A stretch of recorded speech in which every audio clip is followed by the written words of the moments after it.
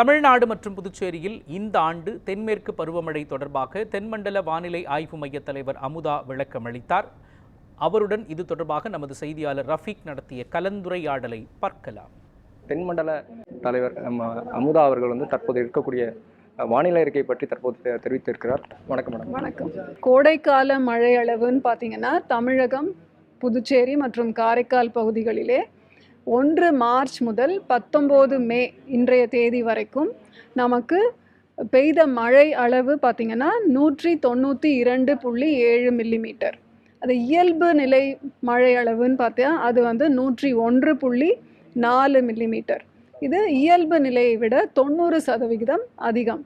இதன் காரணம் என்னன்னு பார்த்தீங்கன்னா, இந்த ஆல்மோஸ்ட் மார்ச்லேருந்து மே வரைக்கும் தமிழகத்தின் பல பகுதிகள் எல்லா மாவட்டத்துலேயுமே ஏதோ ஒரு இடத்துல மழை பெய்து கொண்டே தான் இருக்குது. அதன் காரணமாக இந்த வெப்ப காலத்திலே இயல்பு நிலையை விட 90% மழை அதிகமாக பதிவாயிருக்கு. மீனவர்களுக்கான எச்சரிக்கை தமிழக கடலோர பகுதிகளில் 19ஆம் தேதி இன்று தென் தமிழக கடலோர பகுதிகள், மன்னார் வளைகுடா மற்றும் அதனை ஒட்டிய குமரிக்கடல் பகுதிகளில் சூறாவளி காற்று மணிக்கு 45 முதல் 50 கிலோமீட்டர் வேகத்திலும் இடையிடையே 55 கிலோமீட்டர் வேகத்திலும் வீசக்கூடும். வட தமிழக கடலோர பகுதிகளிலும் அதே மாதிரி காற்று வீசக்கூடும். 20 முதல் 23 மே தென் தமிழக கடலோர பகுதிகள், மன்னார் வளைகுடா மற்றும் அதனை ஒட்டிய குமரிக்கடல் பகுதிகளில் சூறாவளி காற்று வீசும்.